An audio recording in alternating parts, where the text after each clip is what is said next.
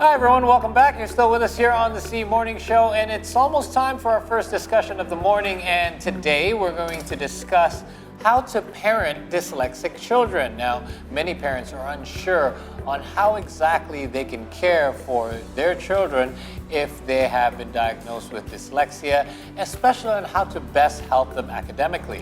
That's right, Paul. And as we know, dyslexia is a learning process disorder that affects the ability to read, write, and speak. It is a nerve disorder in the part of the brain that processes language, which makes it difficult for dyslexic individuals to identify words. Therefore, parents are very important to dyslexic children. And to know more about the topic this morning, let's welcome mental health practitioner and researcher Maizan Dianati with us here in the studio. Good morning, Maizan. Good morning. Thank you for joining us. Yes, it's great to be here. Thanks for being here. So let's get right into it, but first let's talk a little bit about dyslexia itself. For those that aren't familiar with it, is it a range of dyslexia that one can experience? Because I have friends that tell me, even to this day, they suffer a mild form of dyslexia where they have difficulty differentiating between their left and their right, or some of their letters, their B's or their D's still get mixed up to this day. Can you explain a little bit more about dyslexia? Yeah, so there are some range of dyslexia itself, but in general, dyslexia is a type of learning difficulty that would have some big causes on reading, writing, and spelling. So like difficulties to take sequential information about non-verbal types of information. So it can be the characteristic. It's like kind of difficult how to sort it out. And like for most of us, it's automatic. For those with dyslexia, they have to really kind of put an effort as to kind of sorting things out in their brain. And this is why it's more identifiable in children, right? Because we notice it when they go to school. Yeah. And would you say it affects their willingness to learn or even their level of intelligence in children? Okay, so because again, dyslexia is a learning difficulties, not disabilities, right? So it doesn't have any significant correlation to the level of intelligence. So any children with different levels of intelligence, they can have some capabilities to have dyslexia itself, and it's not also relating to the fact that the kid is lazy or unmotivated to read or write, but the thing that we have to take notes, like if dyslexia is remain to be undiagnosed or untreated, it can affect their willingness to read itself. Maybe they avoid it because they don't feel very confident about like their ability. It can be like a side effect of it. Yeah. Okay, so let's then talk about how it's. I'll give my daughter as an example. When she first started kindergarten and started writing letters, she would flip some of the letters and some of her numbers. And one of the parent-teachers meeting, I asked the teacher, I said, does she possibly have dyslexia? They said, no, it's too early to tell. Lots of kids do this. It's just a matter of practice. And then eventually, after a couple of years, after lots more practice, she got over it. So how do we tell then? What are some of the early stages of this actual dyslexia? And is there a way for us to kind of identify, and what should we do about it as soon as we identify it? Okay, so the real symptoms most commonly occurred like once the kid got into primary school, because after 6 years of age, it's more apparent, right? Like that they have, let's say, lack of fluency in terms of reading. Maybe there are reports from the teacher that they would reverse some types of words while reading. So for example, instead of reading SAW as saw, they would see it as was, so things like that. But there are actually some characteristics or maybe indicators that can be seen ever since early age of childhood. Yeah, so such as? An infant that might have dyslexia in the future, they might have difficulties to understand the concept of direction. So again, like understanding left or right, and they can have some problems as well in terms of what's called memorizing sequential types of information. So this is letters or numbers, right? This can be both. Because again, like reading, it's relating to words, right? So it's the ability to decode some types of non-verbal information information Right. into like real information. So any types of non-verbal types of what's called like abstract types of information, such as direction, sequential types of memories, like it can be indicators that maybe in the later life they would have trouble as well, like to understand words, right? Okay, so these are just some early signs Yeah. to look out for. Okay. And as parents, Maizan, how would you what suggestions would you have for us to sort of cater to the needs of our children? Would it be therapy, or maybe are there any extra sort of lessons that we can give to our children? So first of all, like I would encourage to get a proper assessment. So if you saw any early indications or even like more apparent symptoms of dyslexia, don't hesitate to go to a child psychologist or pediatrician to check, to get like a proper screening about dyslexia itself. And from that result, later the expert would kind of give some proper types of suggestion, right? So let's say the dyslexia is there, like it's apparent, so maybe involving another types of help, such as educational therapists to get the child into to get the child to have the intervention to be able to learn about some strategies that can be done. It can be like an essential step to do because the therapist would help, right? Like whether to make the reading more fun by combining it with other types of sensory. So instead of like learning about words only, so the therapist would help to associate it with the sound, like with the visualized object of the situation with flashcards, things like that, right? But if the dyslexia also cause emotional problems to the children, maybe involving psychological therapy is also needed because there are also some cases where these kids would have low self-esteem, either because they are comparing themselves to other children or because they feel that they always did some mistakes or failures and it caused maybe disappointment to themselves or like to the parents.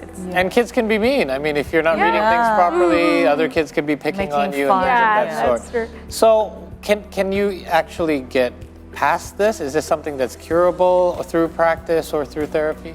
So because it's a chronic situation, so it's always going to be there, but the thing that can be done is to control the symptoms to the point where it's cope. easier, for them to cope. Right, because like I said, I have friends, even to this day, they're like, I can't tell my left and my right, so I use that trick where I hold up my hand and that's the L, so that's a left. So every time they have to do directions or give them road directions, they're constantly looking at their hands. Just something like that is a coping mechanism. So what actually causes dyslexia? Are you born with it?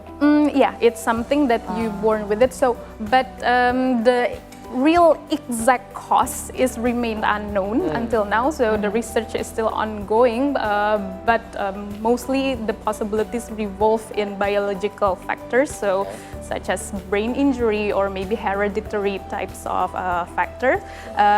But the certainty is psychological factors such as trauma, for example, it has nothing to do with the development of dyslexia. Okay. I see.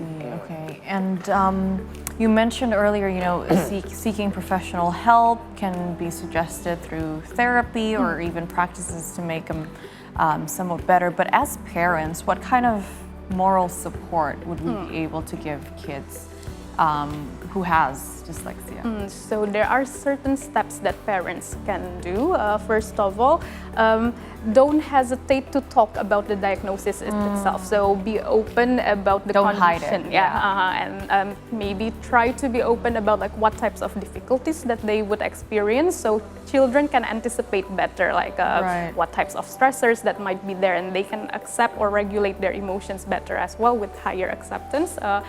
Other than this thing, so focus on encouraging the effort that the child did in order to be able to learn or write. So don't focus on correcting the mistakes because it's something that of course, they also don't want that to happen, right? Right. So even though sometimes maybe it can be quite hard because we know it's wrong or things like this, but still encourage them. Okay, like okay, you're doing good job already, but I think this one might need a bit of correction, but don't do it like in a harsh way. Yeah? Right. Now, in regards to schooling, what do you think about the educational system? Is it prepared to handle those with dyslexia? Are they part of regular classes, or do they need to actually be part of special classes that provide probably better tools for them to learn? So it depends on the level of the severity dyslexia itself. Okay. So that's why it's important to get it assessed beforehand. And Sure. I would encourage to have them assessed maybe starting at the year of 6 so before they are about going first to grade, primary. right? Okay. So it would be great to have it because it can be a factor that would determine what types of school environment that would be great for them. But yeah, since it's also like quite a new thing, right? So the numbers of school that are prepared enough to handle this case, unfortunately, it's still limited. So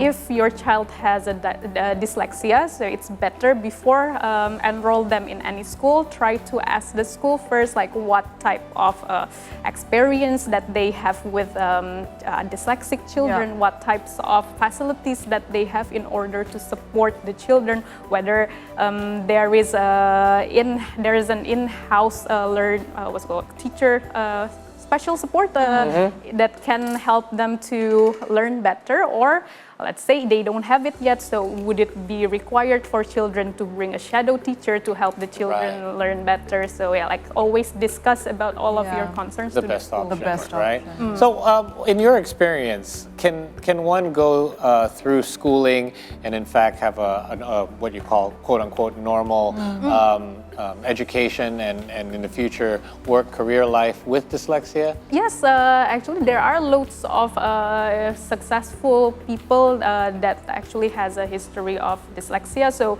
if you're thinking about actress Whoopi Goldberg has it. Is that right? Yeah. Oh, wow. And she has like a very Never know. successful life, right? Right, of course. So again, like dyslexia is not like a very big type of barrier for a person to be successful in their life, but again, intervention, especially from early age of life, like it would be required, so they would know, right, like how to handle their problems better, and they are equipped with strategies to navigate their life easier. Yeah, I think it's important to build confidence in children because no matter what obstacles they run into, if they feel good about themselves and you've given them the proper support, they'll be able to tackle it in any way possible. Now, we're going to actually play a little game because in case you're not familiar with dyslexia, it is a bit tricky. Can you imagine not being able to navigate every single word that you see with such ease on a day-to-day basis? So we're going to play a game called Guess the Word.